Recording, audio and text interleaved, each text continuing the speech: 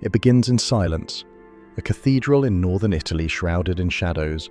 Centuries-old stone walls cradle something even older, or so some believe. Encased in glass, lit only by flickering candlelight, lies a folded linen cloth. It is simple, plain, and yet there is something impossible woven into its fibres, a faint imprint, barely visible with the naked eye, the image of a man, full-bodied, wounded, crucified. This is the Shroud of Turin. For centuries it has stirred the hearts of pilgrims, provoked the scrutiny of scientists, and ignited fierce theological debate. Some see it as the burial cloth of Jesus Christ, others view it as an elaborate medieval hoax. But all agree on one thing: the image on the cloth is like nothing else in the historical record. Not drawn, not painted, not stained in any way modern science can fully explain. As photography emerged in the 19th century, the shroud's negative image, suddenly clear and haunting, deepened the mystery. But it wasn't until the 1980s that the world thought it might finally find the truth. In 1988, the Vatican permitted a group of scientists to perform radiocarbon dating on a sample of the shroud. It was a moment centuries in the making. If the test placed the cloth in the 1st century, believers would have a powerful piece of evidence supporting its authenticity. If not, the myth would collapse. The process was simple, in theory. A small strip taken from a corner of the shroud was divided and sent to 3 independent laboratories, one in Arizona, one in Zurich, and one at Oxford University. The cloth was kept in strict conditions. There would be no interference, no bias. The labs wouldn't know which sample was the shroud's. The science would speak for itself. Weeks passed, then the results arrived, and they shocked the world. The shroud, according to the tests, dated from between 1260 and 1390 AD. Not ancient Jerusalem, not the time of Christ, the Middle Ages. A time known for relics, for religious art, and for cunning forgeries. Headlines splashed across newspapers: "Shroud proven a fake." Skeptics rejoiced. Believers were devastated. The mystery was solved, it seemed. The shroud was a masterpiece, not of divinity, but of deception. But the silence that returned to the cathedral was not the silence of closure. It was the silence of unresolved questions, of inconsistencies, doubts. Almost immediately, scholars and scientists raised concerns. The corner of the cloth that had been sampled was, some argued, not original linen. In fact, it might have been part of a repair, a medieval patch woven into the original fabric after centuries of damage, perhaps after a fire. If that were true, then the test didn't date the shroud, it dated the patch. Worse still, no chemical or microscopic analysis was performed before the test to ensure the material was original. Critics asked, how could a scientific test ignore the basic need to verify its own sample? And so, the cloth that had seemed so recently discredited returned once more to the shadows. But now it carried not just the imprint of a crucified man, but the weight of a controversy that refuses to die. Was the shroud dated correctly? Or had the test itself become the fraud? In science, evidence is supposed to bring clarity. But sometimes, when something defies explanation, when belief, history, and technology collide, the answers only pull us deeper into the unknown. The Shroud of Turin isn't just famous, it's unique. There are countless relics in Christian tradition, but none quite like this. Stretching 14 feet long and just over 3 feet wide, the linen cloth appears at first glance to be nothing remarkable. A yellowed, age-worn textile, creased, charred at the edges, and kept under lock and key in a climate-controlled case. But under the right light, and especially when viewed through a photographic negative, something extraordinary emerges. The faint but unmistakable full-body imprint of a man. The figure is front and back, as if the cloth had wrapped around the body from head to toe. His eyes are closed, his hair falls to his shoulders, his arms rest at his sides, hands crossed, feet together, and then the details begin to leap out, horrifying, anatomical, impossible to ignore. Bloodstains mark the forehead and scalp in a crown-like pattern. Deep gashes cross the back and shoulders, like those caused by whipping. The wrists show puncture wounds, the feet too. One side of the chest is marred by a gaping wound, the kind inflicted by a spear, For believers, these wounds match those described in the Gospels. For scientists, the question becomes, how did such a detailed, consistent, anatomically correct image come to exist on a piece of medieval cloth? What's most bizarre is that the image is not created using any known artistic technique. For centuries, observers assumed it must have been painted. But modern science tells a different story. There is no pigment, no brushstrokes, no dye. Under microscopic analysis, the image only affects the very topmost fibers of the linen, less than 1,000th of a millimeter deep. Beneath the surface, the fibers are untouched, no fluid soaked through, no tool left its mark. In 1898, a man named Secondo Pia changed everything. He was the first to photograph the shroud using the technology of the day. As he developed the negative, he nearly dropped the plate in shock. What had looked like a faint smear of stains on the cloth suddenly became a highly detailed, lifelike image in reverse. Eyes, nose, ribcage, the photographic negative had revealed a positive image, something no medieval artist could have predicted, let alone designed. The face on the negative was serene, majestic, disturbingly human. From that moment, the shroud's reputation shifted from legend to anomaly. Scientists, historians, artists, and skeptics all took notice. If this was a hoax, it was one of the most sophisticated forgeries in human history, centuries ahead of its time. Over the decades, researchers tried to replicate the image. They baked linen in ovens. They exposed it to light. They scorched it with acid and radiation. They painted, dabbed, and dyed. Nothing matched the original. Even the most advanced forgers couldn't replicate the subtle shading, the 3D spatial information encoded into the cloth, or the fact that the image was visible even in the ultraviolet spectrum. Perhaps most astonishing of all is the way the image behaves digitally. When computer scientists applied 3D mapping algorithms to the shroud surface, expecting flat distortion, they were stunned. The image responded like a 3D object, almost as if it had been formed by contact with a real body. The intensity of the image correlates to distance, not pressure or pigment. To this day, no one can fully explain how this was possible, and so the mystery deepens. If it is a forgery, it is one created using a method unknown to both ancient and modern science. If it is authentic, it is one of the most sacred archaeological artifacts in existence. Either way, it defies classification. The Shroud of Turin isn't just a relic, it's a mirror, reflecting the tension between belief and evidence, between mystery and proof. And for all our advancements, it may be that some mysteries remain precisely because they are not meant to be easily explained. The mystery of the Shroud of Turin doesn't begin with science, it begins with history. But as we follow the trail of this enigmatic cloth backward through time, we find not a smooth path, but one riddled with gaps, disappearances, and sudden reappearances. For a relic that some believe wrapped the body of Christ, the historical record is startlingly incomplete. It is this murky provenance, its uncertain origin, that fuels as much skepticism as any scientific test. The first verifiable appearance of the shroud in recorded history occurs in the small town of Lire, France, in the 1350s. There, a knight named Geoffroy de Charny claimed to possess a cloth that bore the image of Jesus. He displayed it in a local church, where pilgrims came in droves, drawn by the eerie, lifelike figure on the linen. Church officials were suspicious from the start. In fact, a bishop at the time wrote a report stating the image had been cunningly painted, and even claimed to know the name of the forger. The controversy swelled until the shroud vanished for a time, only to resurface decades later under mysterious circumstances. From there, the shroud passed through the hands of powerful families and dukes. It eventually came into the possession of the House of Savoy, one of the most influential dynasties in Europe. In 1578, they moved the shroud to Turin, Italy, where it has remained ever since. But while the chain of custody from the 14th century onward is relatively solid, what lies before it is, quite literally, a blank space. No medieval document, no church inventory, no surviving record clearly places the shroud anywhere before the 1300s.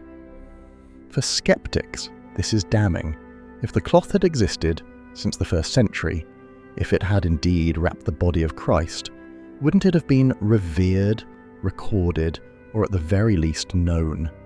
But the the trail may not be as cold as it seems. Some researchers point to earlier relics and descriptions that resemble the shroud, though under different names. One of the most tantalizing possibilities is the image of Edessa, a mysterious cloth bearing the face of Christ said to have been hidden in the city of Edessa, now in modern-day Turkey. Byzantine texts describe it as a miraculous image not made by human hands. Some scholars argue that the image of Edessa was, in fact, the shroud folded in quarters, hiding the body image and showing only the face. This relic reportedly disappeared during the Crusades, just a few decades before the shroud surfaced in France. Others point to art history. Depictions of Jesus from the early medieval period show facial features strikingly similar to the man on the shroud. Long hair, full beard, large eyes, and a specific facial symmetry. Was this artistic convention, or were these artists working from a model, a relic they had seen? There are also records of another linen cloth, kept in Constantinople before it was sacked in 1204, which bore bloodstains and an image said to be divine. French knights were among the looters. Not long after, the shroud appears in France. The timing to some is more than coincidental, but all of this remains circumstantial. There is no conclusive link, no document that says outright, this is the same cloth. For every theory that stitches the historical gaps, there's another that tears them open again, and the longer those gaps remain, the easier it becomes for critics to dismiss the shroud as a medieval creation. Still, the mystery endures, perhaps because the shroud straddles the line between history and legend. It has survived fire, water, political upheaval, and modern scrutiny. And yet, it has never quite stepped fully into the light of certainty. It is a relic out of place and out of time, hauntingly detailed, impossibly famous, and perhaps deliberately elusive. By the late 20th century, the Shroud of Turin had become more than a relic. It was a battlefield, a place where two worldviews collided with the force of centuries behind them. On one side stood faith, rooted in sacred tradition, mystery, and the belief that some things, like miracles, are beyond measurement. On the other side stood science, cold, methodical, and determined to reduce even the most extraordinary artifacts to data. In the middle lay a 14-foot piece of linen bearing the enigmatic imprint of a man crucified, bloodied, and possibly divine. For the Catholic Church, the shroud had always been a delicate subject. Though it never officially declared the cloth to be the burial shroud of Christ, it allowed and even encouraged veneration of it. Popes would refer to it cautiously, as a mirror of the gospel or an icon. But the Church never pronounced it authentic. That distinction was left to scholars, theologians, and increasingly to scientists. As the 20th century advanced, technology had begun to catch up with the shroud's enigma. Radiographic analysis, chemical studies, pollen tests, and image processing all pointed to one conclusion. This was no simple painting or forgery, and yet that only made the stakes higher. By the 1970s and 80s, tensions had reached a boiling point. Believers wanted vindication, skeptics wanted exposure, and the Church stood in the middle, cautious, guarded, but realizing that the pressure was too great to ignore. The world was demanding proof. Enter radiocarbon dating. Developed in the 1940s and refined over decades, it was considered one of the most reliable scientific tools for determining the age of ancient organic materials. When applied to textiles, it could measure the ratio of carbon isotopes remaining in the fibers and deliver a date range with remarkable precision. Scientists promised, "Give us a fragment of the shroud and we'll give you the truth." But truth, as always, comes with complications. The Vatican hesitated. It had seen relics destroyed before in the name of science. The shroud had already survived fires, water damage, and centuries of mishandling.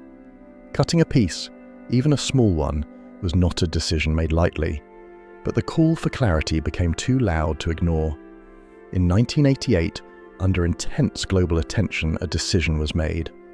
A small section from the bottom left corner of the cloth, an area previously damaged in a 16th century fire, would be cut, divided, and sent to 3 laboratories, one in Oxford, one in Zurich, and one in Tucson, Arizona. For scientists, this was the ultimate test. For the faithful, it was a moment of dread. Some hoped the dating would confirm a 1st century origin, strengthening the case for authenticity. Others believed the test would finally reveal the cloth as a medieval creation, ending what they saw as a centuries-long deception. But more than just the date was at stake. The test became a symbol, a referendum not just on the shroud but on belief itself. What happened next would ripple through history. The results, as we'll explore in the next chapter, shocked the world. But even before they were announced, something had shifted. The shroud was no longer just a relic in a cathedral. It had become a proving ground, a symbol of humanity's endless tension between the tangible and the intangible, between what can be tested and what must be believed.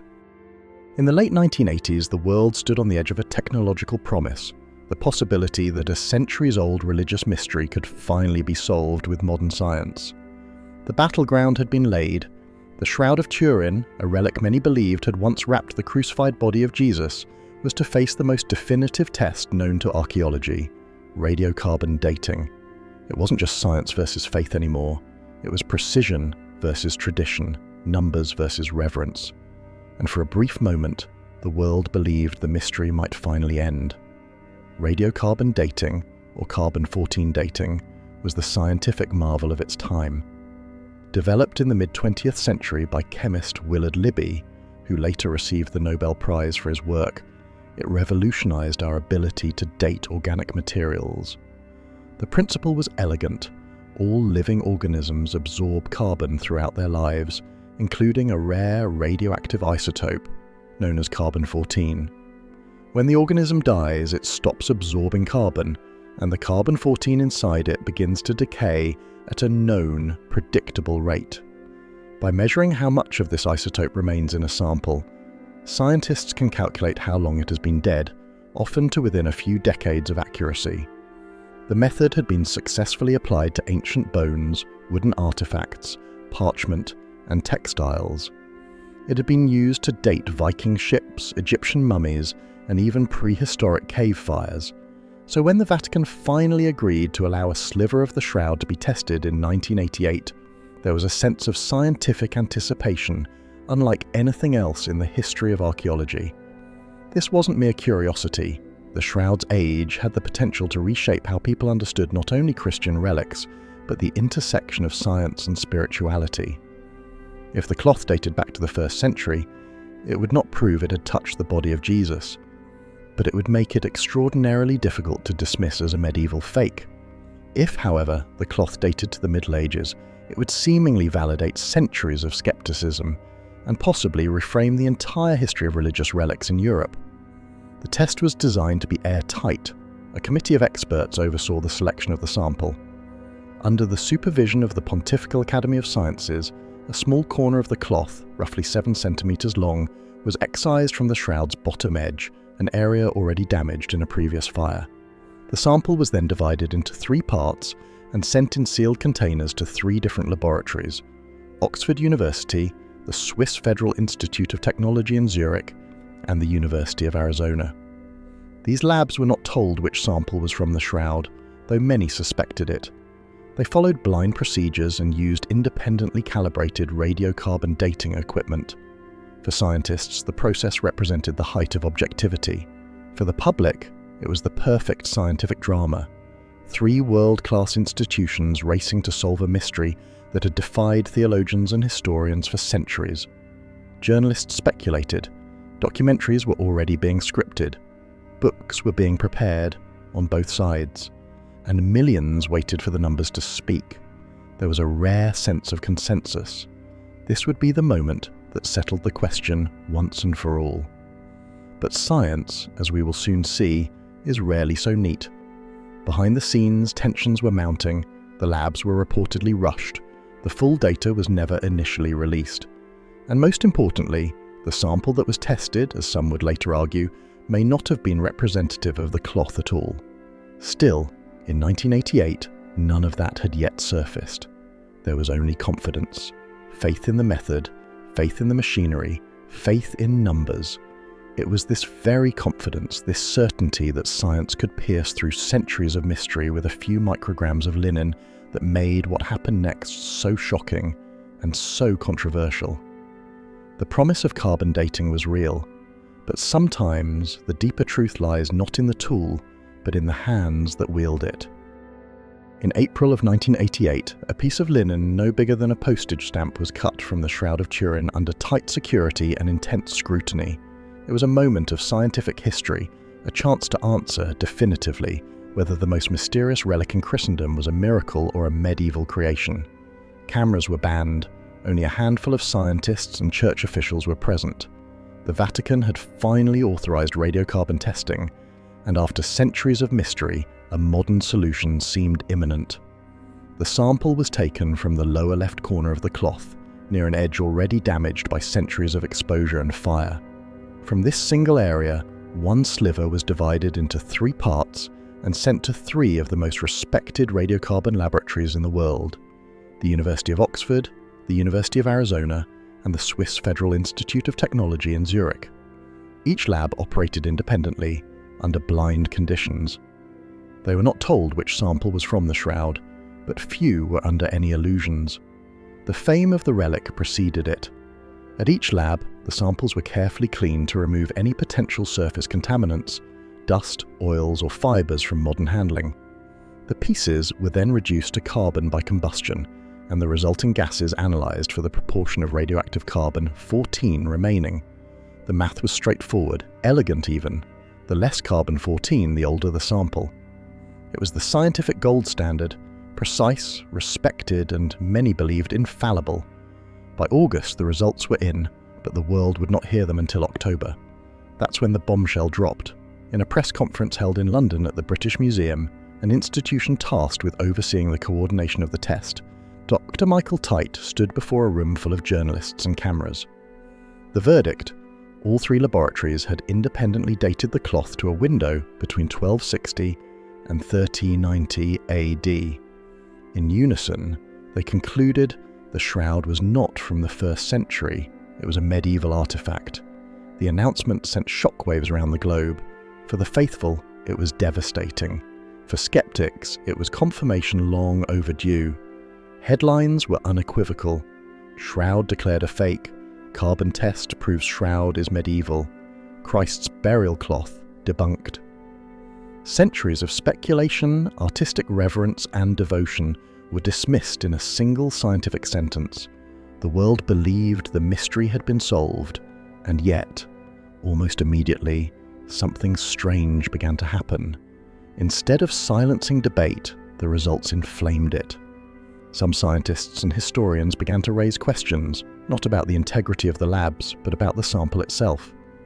The area from which the cloth was taken had been visibly repaired after a fire in 1532. Could the tested threads have included modern fibers, introduced during medieval reweaving? The labs had assumed they were dating original fabric, but textile experts soon pointed out differences in the weave, colour, and even fibre type from the rest of the cloth.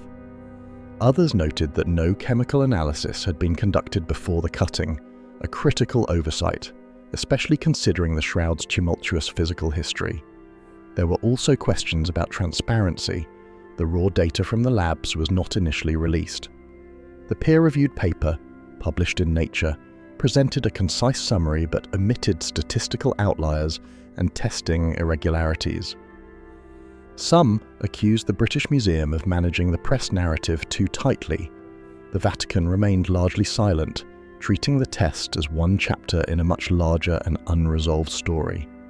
In retrospect, 1988 did not end the shroud mystery.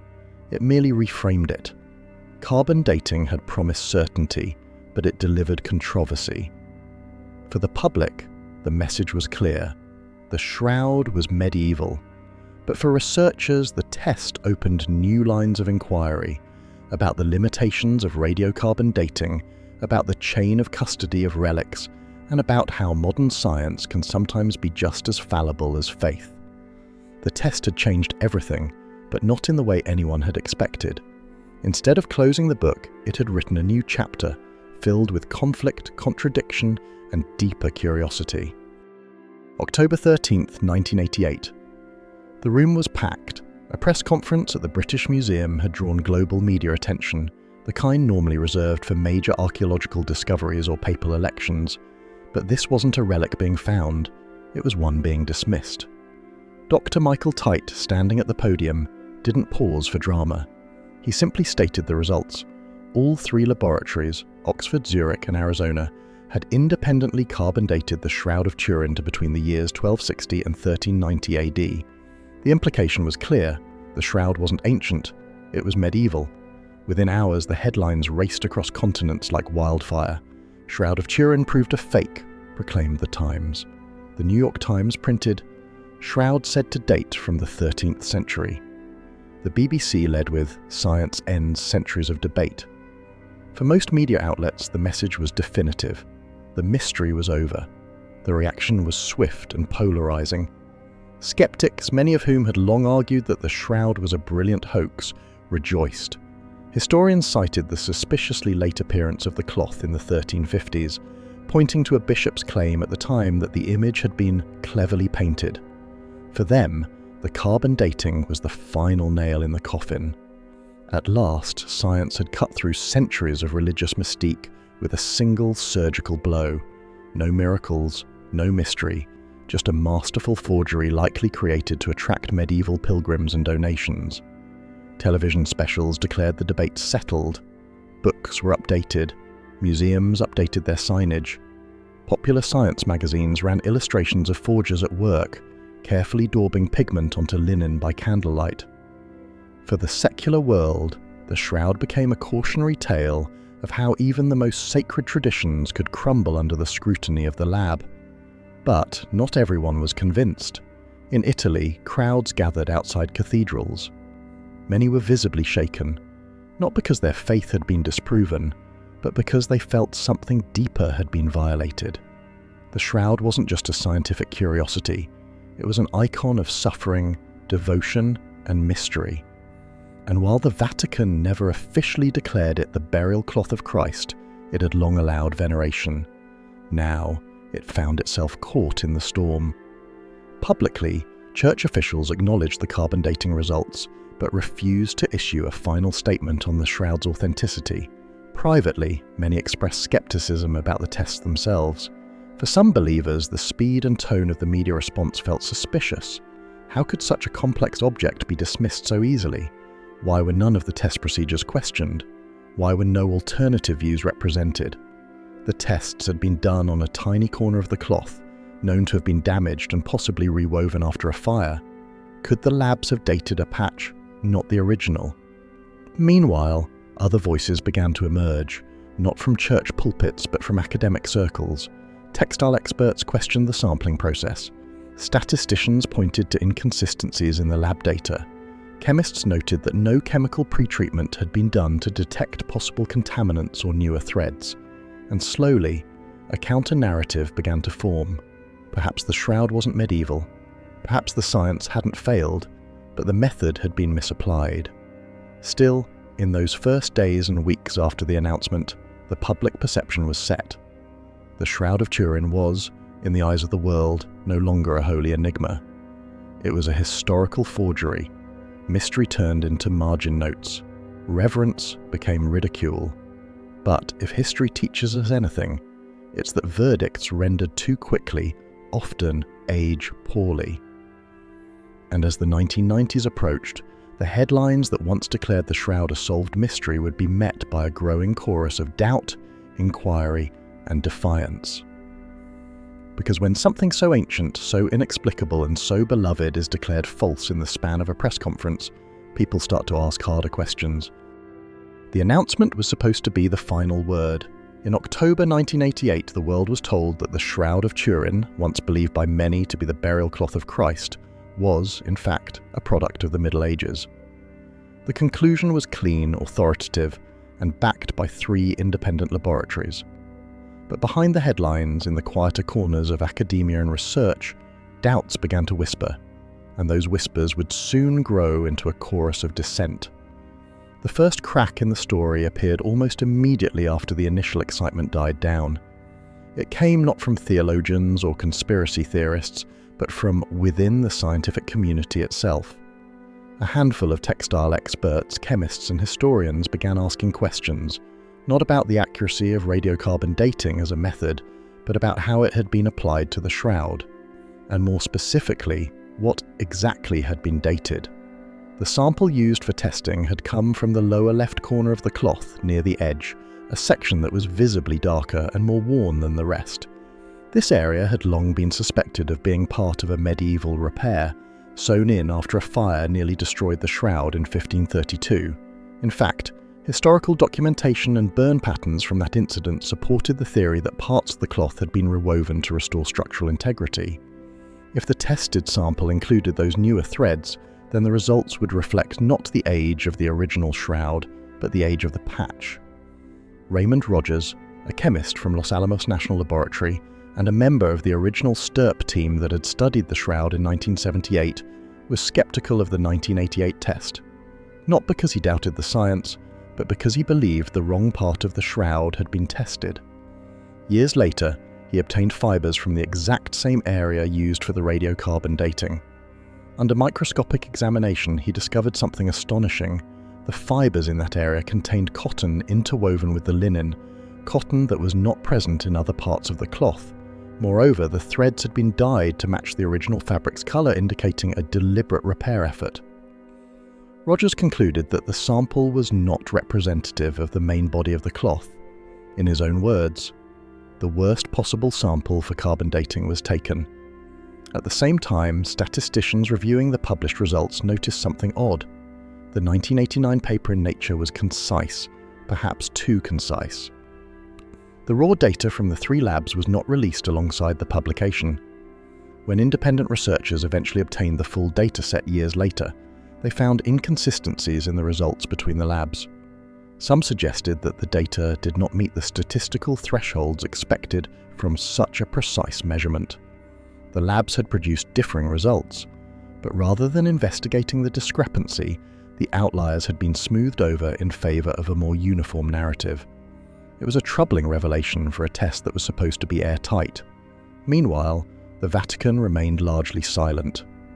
While it acknowledged the results of the test, it did not formally declare the shroud to be inauthentic. Instead, it emphasized the shroud's symbolic and spiritual value, refusing to reduce it to a scientific artifact alone. For many in the faithful community, this silence spoke volumes. Still, the damage was done.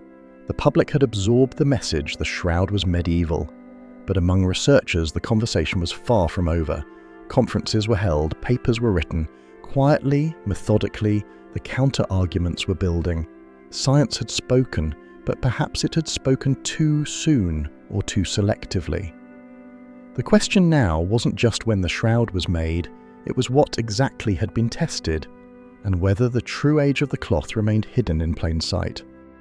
In any scientific investigation, the result is only as reliable as the integrity of the sample, and for the Shroud of Turin, the sample taken in 1988 has become the most scrutinized, dissected, and controversial strip of fabric in the history of archaeology.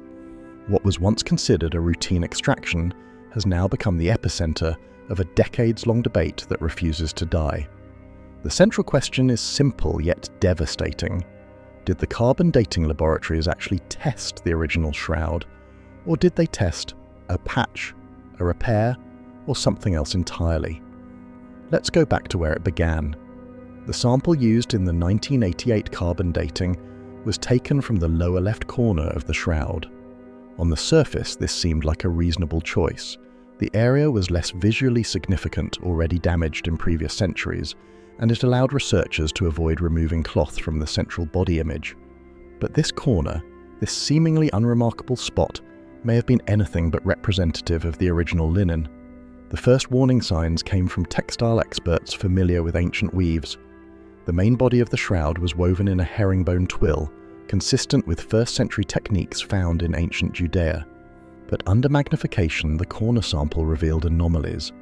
The fibers were different, finer, more uniform, and containing traces of cotton not found in the rest of the cloth. And there were signs of dye, brownish coatings that appeared to have been applied to make newer threads match the aged appearance of the original linen. One of the first scientists to sound the alarm was Raymond Rogers, a chemist with decades of experience in materials analysis. He wasn't a religious crusader. He had initially accepted the carbon dating results, but when he examined fibers from the exact area tested, His conclusions were stunning. The sample, he said, had clearly undergone a process known as invisible reweaving, a technique used in the Middle Ages to repair high-value textiles by weaving newer threads directly into older cloth in such a way that the repair is virtually undetectable without chemical or microscopic analysis. The implications were enormous. If the carbon-dated sample included threads introduced during a medieval repair, rather than from the original shroud itself, then the resulting date would reflect the age of the repair, not the artifact. Further supporting this theory were optical and spectroscopic studies. The sample area exhibited characteristics that diverged significantly from other parts of the shroud. There were differences in fluorescence under ultraviolet light. Elemental analysis showed variations in vanillin, a natural chemical found in linen that decreases over time. The corner sample retained vanillin. The main body of the shroud did not, suggesting the latter was much older. But perhaps the most damning piece of evidence came from side-by-side microphotographs. In them, researchers could visibly distinguish two types of threads, newer cotton interwoven with older flax. The presence of these mixed materials, combined with dye coatings and distinctive splicing patterns, suggested a targeted and well-executed repair.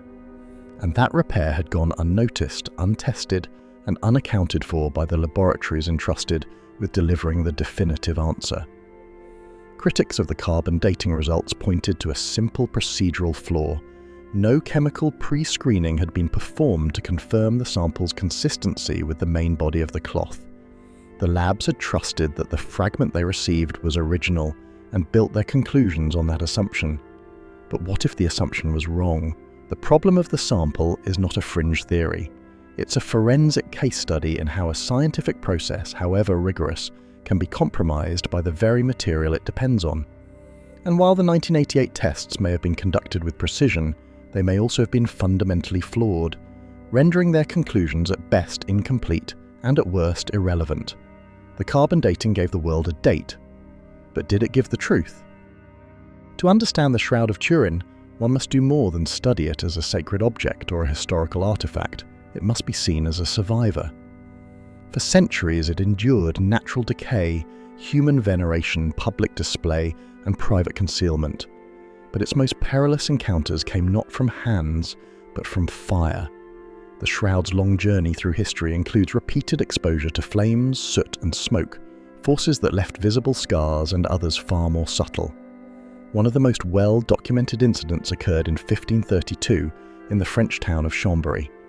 Stored in a silver reliquary inside a chapel, the shroud was nearly destroyed when a fire broke out. The heat melted parts of the container, causing droplets of molten silver to fall directly onto the folded cloth.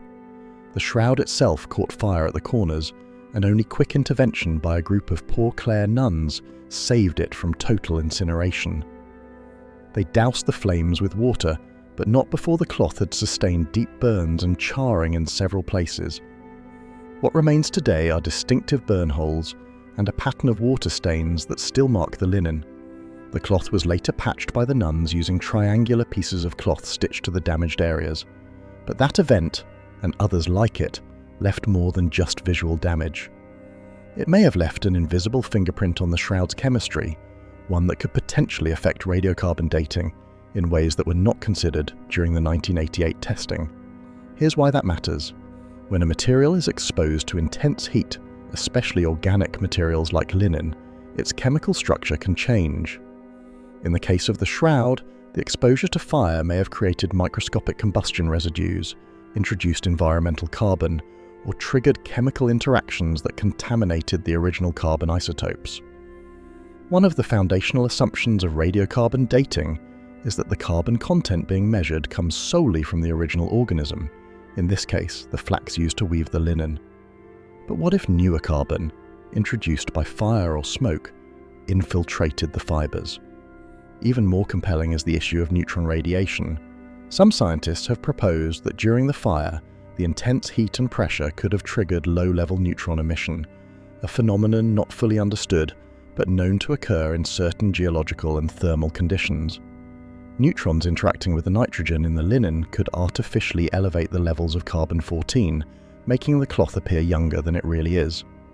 This is not science fiction, it's theoretical nuclear chemistry. And while controversial, the theory gained traction when neutron emissions were recorded in similar scenarios following earthquakes in Europe. Another invisible factor is the accumulation of atmospheric carbon over centuries of display and storage. The shroud has been handled, kissed, venerated, and exposed to candle smoke in countless religious ceremonies. In many of these moments, it absorbed airborne particles, carbon-based soot, wax residue, and oils from human contact. While efforts were made to clean the 1988 test sample before analysis, some experts argue that surface cleaning alone could not remove carbon that had chemically bonded with the fibers or permeated the material at a microscopic level. And then there's the issue of water. During the 1532 fire, the shroud was soaked. Repeated cycles of wetting and drying can cause biological and chemical changes in linen. In some cases, this can accelerate microbial activity, bacteria and fungi that feed on organic cloth, and may themselves leave behind radiocarbon-active residues. Over centuries, even a tiny shift in isotopic composition could skew a date by hundreds of years. All of these factors, fire, smoke, neutron exposure, human handling, and microbial contamination, add layers of complexity to what was assumed in 1988 to be a clean, definitive test. The laboratories that performed the radiocarbon dating treated the sample as pure, unaltered linen. But the shroud is anything but pure. It is, quite literally, a relic that has survived through fire and water. Science often assumes a clean slate, but history, especially when burned, is never clean. The 1988 carbon dating tests were supposed to end the mystery of the Shroud of Turin, but as the results circled the globe, pinning its origin to the 13th or 14th century, a different kind of investigation was quietly gaining momentum. One that didn't take place in a cathedral or a radiocarbon lab, but under microscopes, in textile labs, and in the hands of specialists who knew how cloth could deceive the eye. The central question was no longer whether carbon dating worked, but whether it had been applied to the right material. Textile experts began examining high-resolution images and microfibers from the sample area, the same lower left corner of the shroud that had been removed for testing. What they found was perplexing. The weave was inconsistent with the main body of the cloth. The threads were more tightly spun, finer, and strangely uniform in coloration. Some appeared newer, others were stained in ways that didn't match the rest of the linen. These early observations led to a deeper forensic analysis by a growing body of independent researchers. Among the most prominent was the late Raymond Rogers, a respected chemist from Los Alamos National Laboratory and former member of the original STURP, Shroud of Turin Research Project team. Initially a skeptic of the shroud's authenticity, Rogers had full confidence in radiocarbon dating. But when he was given the chance to analyze leftover fibers from the exact area tested in 1988, his conclusions changed everything. Under the microscope, Rogers saw what the carbon dating labs never did. The sample showed signs of extensive tampering, not in a fraudulent sense, but in a historical, physical one. The threads contained cotton fibers interwoven with linen, an unusual pairing, especially for ancient textiles. Linen was the material of the Near East. Cotton was a relative rarity, introduced into Europe centuries later. Even more compelling was the discovery of dye on some of these fibers, specifically a caramel-colored coating made from gum arabic and a red dye known as madder root. These substances had been applied, Rogers believed, to artificially darken newer threads and match them to the yellowed appearance of the older linen. This was not part of the original shroud. This was a medieval repair. Rogers published his findings in a peer-reviewed journal in 2005, shortly before his death. His conclusion was bold. The sample tested in 1988 was not part of the original cloth of the Shroud of Turin. It had been skillfully rewoven into the damaged corner sometime in the Middle Ages, a period consistent with the carbon dating result, but not reflective of the shroud's full age. Further microchemical analysis supported his claim. Using techniques such as Fourier transform infrared spectroscopy, FTIR, and ultraviolet fluorescence, Rogers and others demonstrated clear differences in chemical composition between fibers from the sample area and those taken from the main image-bearing regions of the shroud. One fluoresced under UV light, the other did not. One contained vanillin, a breakdown product of lignin found in newer linen. The other did not. The implication? One section was significantly younger than the other. Other textile historians chimed in. They pointed out the precision of the repair, a type of invisible reweaving practiced in France during the 16th century, often used on high-value tapestries.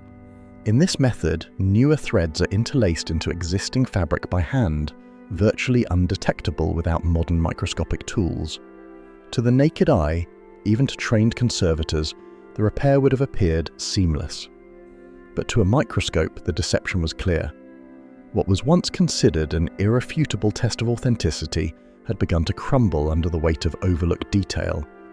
The problem wasn't with radiocarbon dating itself, it was that the material tested wasn't truly representative of the shroud. If science is a pursuit of truth, it must be willing to revise its own conclusions. And in this case, the closer experts looked, not with ideology but with magnification, the further the 1988 results drifted from certainty. Sometimes the smallest fibers tell the biggest stories.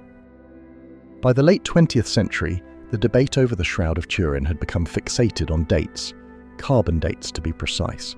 Was it from the 1st century or the 13th? But while arguments raged about fibers, repairs, and contamination, a more fundamental question quietly loomed, one that neither skeptics nor believers could fully answer. How did the image get there at all?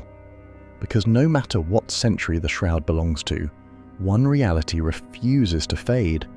The image imprinted on the cloth is unlike anything ever documented in art, science, or history. At first glance, the figure is faint, almost ghostly. The body of a man, front and back, with arms crossed, legs extended, and eyes closed.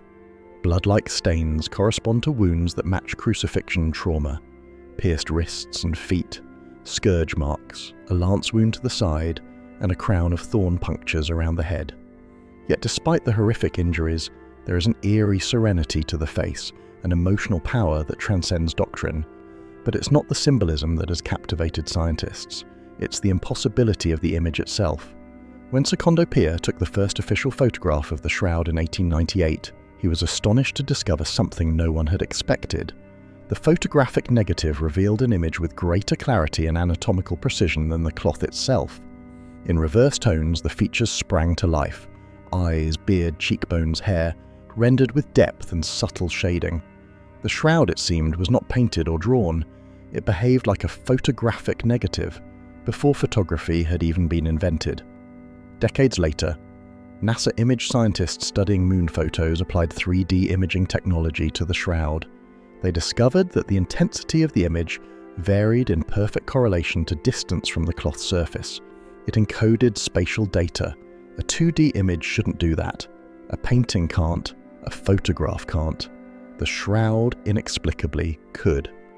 What's more, under high magnification, the image lies only on the very topmost fibers, just the outer surface of each strand of linen. The coloration does not penetrate through. There's no evidence of pigment, brush strokes, binders, or dyes. The fibers are dehydrated, oxidized at a microscopic level, as though this had been lightly scorched, yet the cloth itself shows no signs of heat damage around the body image. Researchers attempted to reproduce the image. They used pigments, heat transfers, acid etching, vapors, and even ultraviolet lasers. All failed. Nothing duplicated the subtle shading, the negative imaging, the superficial depth, or the mysterious 3D spatial encoding. The image resisted replication. It defied categorization. It laughed at explanation. One theory suggested that a burst of radiant energy, perhaps light, heat, or even radiation, might have scorched the cloth with a brief, intense pulse. But such a phenomenon has never been observed in nature. Others proposed that the image resulted from a Maillard reaction, a chemical browning effect caused by interaction between a decomposing body and the carbohydrate residue in the cloth.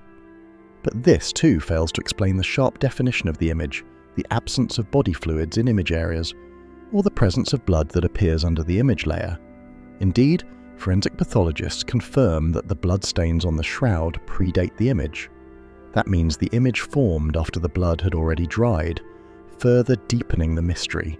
So here we are, a cloth that contains no known pigment, no visible tool marks, and an image burned into the surface fibers with microscopic precision and anatomical fidelity, somehow encoding data in a way that modern imaging software can analyze but not replicate.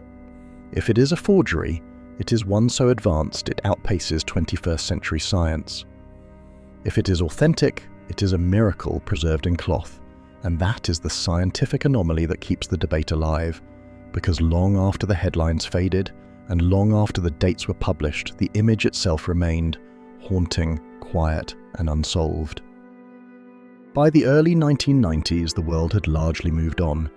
The Shroud of Turin, declared medieval by the carbon dating tests of 1988, had been shelved in the public imagination as a curiosity resolved. But behind closed doors, in labs, journals, and small academic conferences, a much more troubling story was beginning to unfold. A story not just about dating linen, but about scientific transparency, withheld information, and conclusions that may have been rushed, or worse, curated. The first alarm bells rang over access, or the lack of it. When the results of the carbon dating tests were published in the prestigious journal Nature in 1989, the paper was strikingly brief, just a few pages long. It summarized the findings from all three laboratories, Oxford, Zurich, and Arizona, and delivered a tidy conclusion. The shroud dated to between 1260 and 1390 AD, but it didn't include the raw data from each lab. It didn't show the individual measurement sets, the calibration curves, or the statistical deviations between them. For a relic of global significance, this omission was not just unusual, it was unprecedented. And yet, for years, no one outside the inner circle had access to that full data set. The British Museum had acted as coordinator between the three labs. Dr. Michael Tite, who led the museum's involvement, was seen as a neutral arbiter. But even Tite admitted that certain statistical variances between labs had been smoothed out to create a cohesive summary.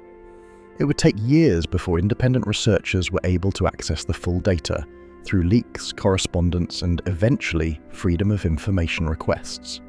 When the data finally surfaced, it raised more questions than it answered. Forensic statistician Brian Walsh and later physicist Dr. Marco Riani independently analysed the lab results. What they discovered was deeply unsettling. The data from the three labs, when examined separately, did not align as neatly as the published average suggested. The Arizona lab, for example, produced a date range that skewed significantly older than Zurich's. Oxford's results fell somewhere in between. The standard deviation, the margin of error, was far higher than reported in Nature. Statistically, the three labs had not reached a consistent conclusion, but their data had been pooled, averaged, and presented as a united front. Even more troubling were the hints of selective reporting. At the time of testing, 7 laboratories had expressed interest in participating in the dating, but only 3 were ultimately chosen. The decision to limit the labs, to reduce oversight, and to abandon a previously agreed upon protocol that included blind samples and redundant tests was made quietly. Some researchers later suggested that these changes were made under time pressure, political pressure, or both. There were also questions about the physical handling of the sample. When the sliver of linen was cut from the shroud, it was divided and distributed, but no photos were taken of the sample before or after division. No independent observers verified whether the labs received truly identical material. Once again, the chain of custody, so crucial in any scientific process, was undocumented at several key stages. Critics of the radiocarbon dating did not argue that the labs were corrupt or dishonest, but they questioned whether the system surrounding the labs, the bureaucracy, the politics, the institutions, had shielded the process from scrutiny. After all, if the shroud had been confirmed to date to the 1st century, it would have sent shockwaves through the scientific establishment, the media, and the church itself. But a medieval date that was safe, predictable, easy to accept, and easier to walk away from. Today, the Nature paper remains the official citation for the shroud's age, but more and more scientists acknowledge that the study would not meet modern transparency standards. The raw data should have been published from the beginning, The statistical inconsistencies should have been explored, the lab reports should have been peer-reviewed individually, not just summarized by a coordinating institution. But perhaps most importantly, the world should have seen the full picture, not just the result, but the process. Because when science shields its steps, even unintentionally, it doesn't just obscure the truth, it invites suspicion. And in the case of the Shroud of Turin, that suspicion has only grown with time. The Shroud of Turin is often called a relic out of time, but in recent years it has also become a relic of technology, an artifact that continues to reveal new secrets, not through divine revelation or medieval legend, but through cutting-edge science. With each generation of innovation, spectroscopy, digital imaging, 3D rendering, and now artificial intelligence, the Shroud faces interrogation by tools its creators, if it was created, could never have imagined. And with every new test, the mystery grows deeper. When the carbon dating tests of 1988 cast the Shroud into the medieval era, many thought that was the end of its scientific relevance.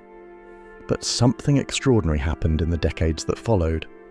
As analytical technologies improved, scientists began asking new questions, not about the date of the cloth, but about its composition, its image, and the extraordinary data hidden in its fibers. Spectroscopy became one of the first tools to challenge the carbon dating verdict. Using infrared and Raman spectroscopic analysis, researchers examined both the image areas and the unstained parts of the cloth. They looked at molecular vibrations, chemical bonds, and the presence or absence of organic materials that would indicate paint, pigment, or dyes. What they found was consistent with earlier claims. The image is not painted, nor is it the result of any known artistic method. No binder or pigment residues were detected.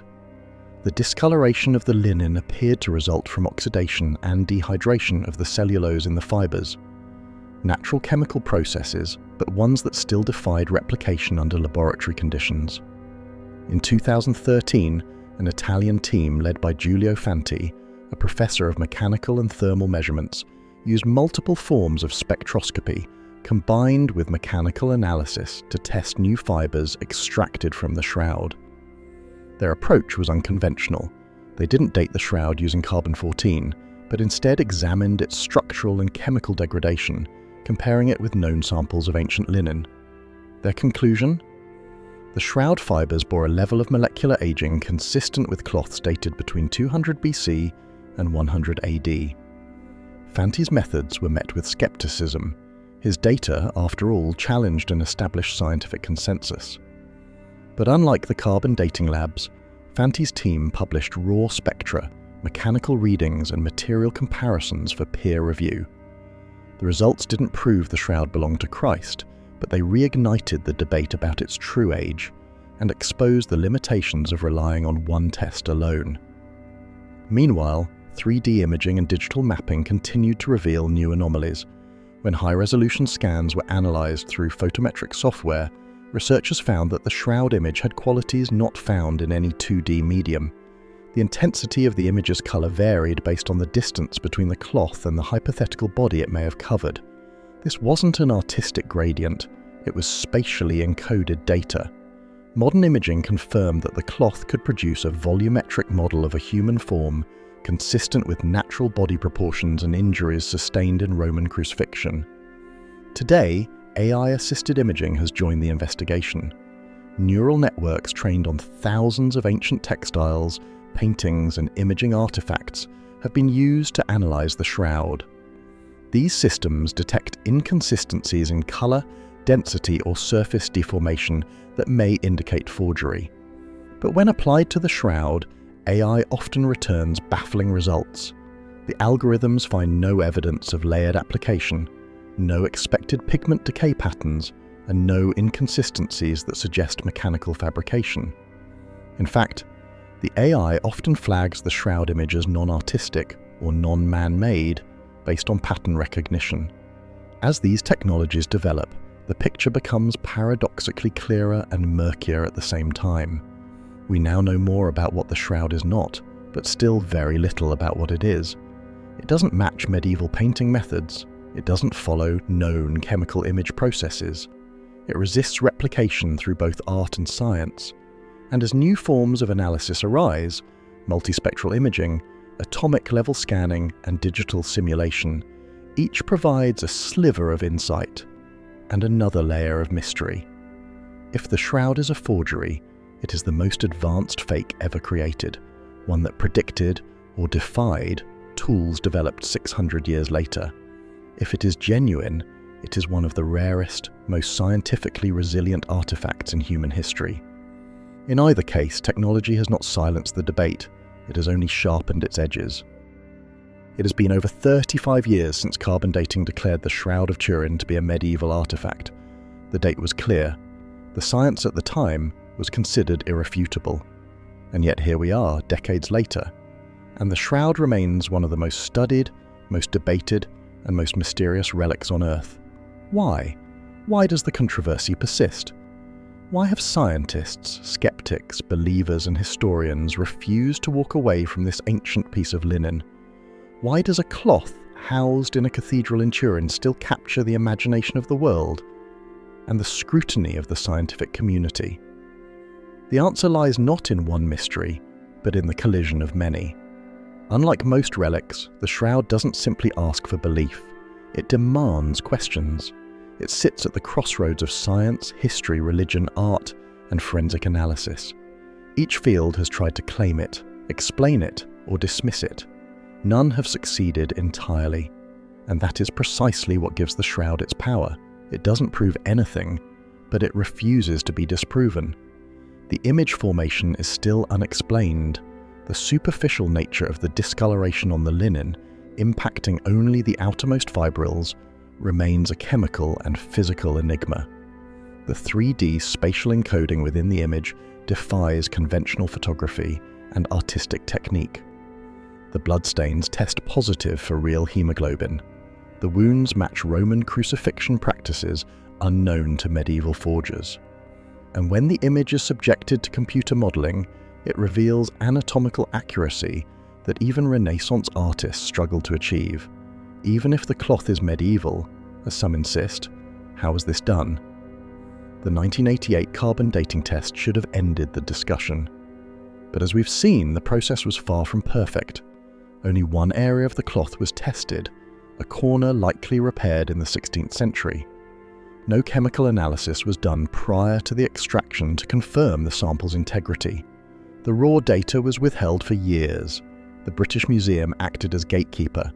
Statistical irregularities were smoothed over, and the results were announced with finality, long before alternative explanations could be vetted.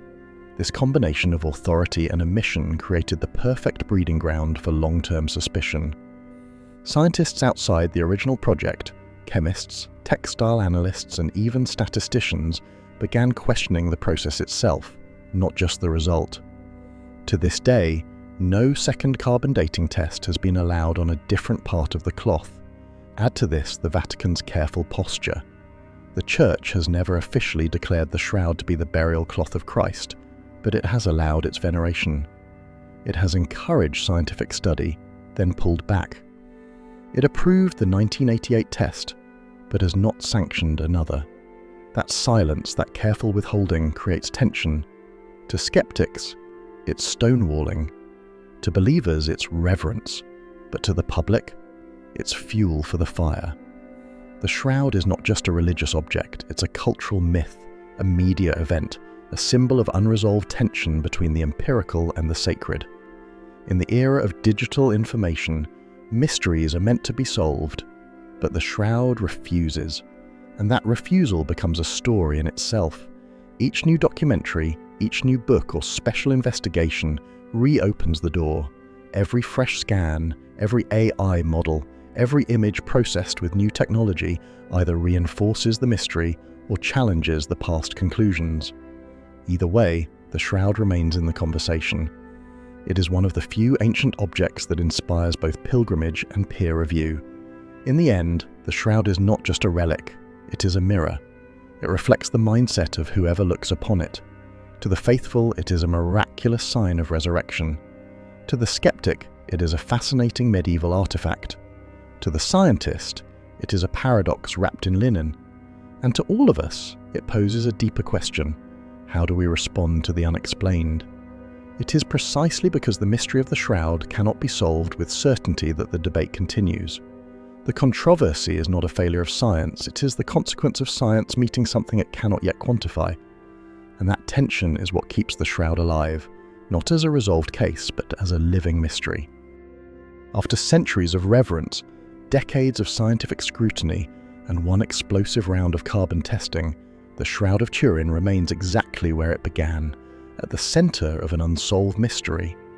It has been burned, repaired, doubted, defended, displayed, hidden, worshipped and analysed, and yet it has never yielded a clear verdict. What was meant to be the closing chapter in 1988, the carbon dating that pinned the Shroud to the Middle Ages, has instead become just one line in a far longer and stranger story. For every scientific conclusion, there has been a counter-study. For every expert who claims the case is closed, another presents evidence that something critical was missed. The Shroud continues to absorb centuries of human inquiry and quietly return questions in place of answers. The uncomfortable truth is this: science did not solve the mystery of the Shroud of Turin. It deepened it.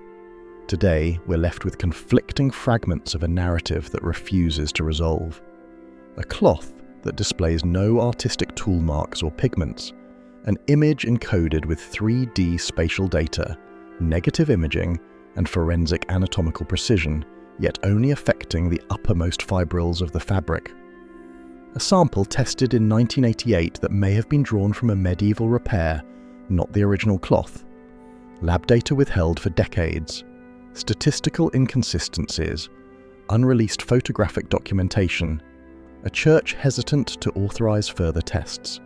And beneath it all, a face, serene, crucified, haunting, gazing back through time. If this is a forgery, it is a technological anomaly. If it is real, it is the most enduring enigma of Christian history. But either way, it is something else entirely, a mirror reflecting our deepest divide between the desire to believe and the demand to know. Some say the age of mystery is over, that there are no more sacred puzzles, no more relics that cannot be explained, but the Shroud defies that. It continues to resist classification. It attracts scientists not because it fits neatly into a theory, but because it doesn't. It has no known precedent, no clear method of creation, no unbroken chain of history. And yet it endures. It endures because we are still asking the questions it refuses to answer. Who made this? How did they do it? Why was it made? And could it be what so many have claimed for so long? These are not just theological questions. They are archaeological, chemical, forensic, historical, psychological. The Shroud doesn't just demand faith, it demands multidisciplinary thinking. And the moment we stop asking questions about it, not because we found the truth, but because we've settled for a convenient narrative, we stop being honest seekers. Because the greatest threat to truth isn't uncertainty, it's indifference. So we leave you not with a conclusion, but with a challenge. If you've been told the mystery of the Shroud is solved, look again. Read the primary evidence. Look at the fibers. Study the anomalies. Don't just accept the summary, examine the process. Follow the hands that handled the sample. Track the data that never made it into the headlines. Compare the images, the wounds, the stains. Ask what's not being shown, and then decide for yourself what this cloth really is, and what it isn't. Because history isn't a closed book. It's a library full of questions. And this one, it still waits on the shelf, carefully folded, quietly breathing, and eternally unresolved. If this story challenged what you thought you knew, subscribe for more. We explore the unsolved, the buried, the rewritten, and the deliberately forgotten. Leave a comment with your theory. Do you believe the Shroud is authentic, a brilliant forgery, or something no one has yet imagined, like the video? Share it with a fellow skeptic or a believer. And join us next time as we uncover more of history's unanswered questions, one mystery at a time.